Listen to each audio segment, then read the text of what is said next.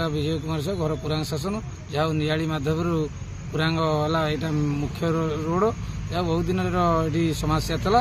ସରକାରଙ୍କ ଅବଦାନ ଯୋଗୁଁ ଯାହା ଲାଇଟ୍ ଜଳିଲା। ଏ ଗ୍ରାମବାସୀ ବହୁତ ଅସୁବିଧାରେ ଥିଲେ। ମେନ୍ ହେଲା ସନ୍ଧ୍ୟାବେଳେ ଗୋଟେ ରୁଟ୍ରେ ଯିବାକୁ ଭୟ କରୁଥିଲେ, କାହିଁକିନା ଜଙ୍ଗଲ ଜାଗା, ଶ୍ମଶାନ ବି ପାଖରେ।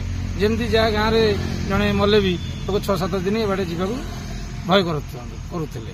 ଯାଉ ତା ଦ୍ୱାରା ପୁରାଙ୍ଗ ଶାସନ ଲୋକ ଏତେ ଖୁସି ଯେ ତାପରେ ଏ ଯୋଉ ଗଛର ଏ ଲାଇଟ୍ କି କଭର କରିଦେଉଥିଲା ଏ ଗଛଟା, ଏ ଗଛ ମୁଖ୍ୟ ଗଛ, ତାକୁ ଡାଳ ଯାଉ କାଲି ଲୋକ ଗାଁର ଗ୍ରାମବାସୀ ସମସ୍ତେ ସହଯୋଗରେ ଡାଳ ଖଣ୍ଡେ ଉଞ୍ଚି ଦେବା। ଆଜି ଲାଇଟ୍ କାଲିଠୁ ବଢ଼ିଆ ପଡୁଛି, କିନ୍ତୁ ଏ ଅଞ୍ଚଳ ଲୋକ ଏ ବହୁତ ଦିନ ଧରିକି ଆଶା କରୁଥିଲେ ଲାଇଟ୍ ଲାଗିବ।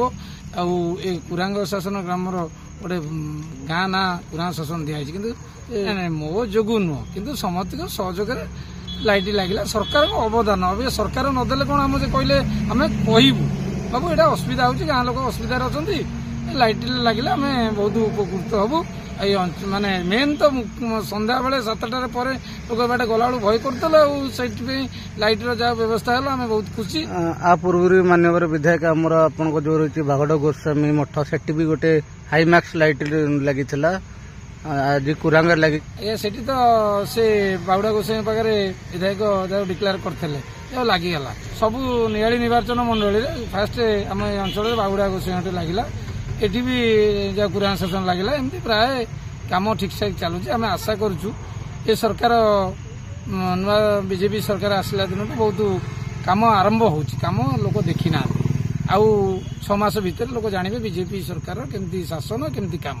ପୋଲଟି ପାଇଁକି ବିଧାୟକଙ୍କୁ ଆମେ ଲେଖିକି ଦେଇନୁ, କିନ୍ତୁ ଯାହା ବି ବିଧାୟକ ବ୍ୟତୀତ ଆଉ କିଛି କରିହେବନି, କିନ୍ତୁ ଯାହା ହଉ ଆମେ ଜଣେଇବୁ ବିଧାୟକଙ୍କୁ। ଗାଁ ବାଲା ବହୁତ ଦିନର ଏ ପୋଲ କେବେ ହେଇଛି ମୁଁ କହିପାରିବିନି, କେତେ ବର୍ଷ ହବ ମୁଁ ଜାଣିନି, କିନ୍ତୁ ଫାଷ୍ଟ ବହୁତ ବର୍ଷର ମୋ ବାପା ବି କହୁଥିଲେ ଏ ପୋଲ କେବେ କିଏ ହେଇଛି କହିନାହାନ୍ତି, କିନ୍ତୁ ବିଧାୟକଙ୍କୁ କହିଲା ପରେ ନିଶ୍ଚିତ ପୋଲଟା ନିହାତି ତ ଦରକାର।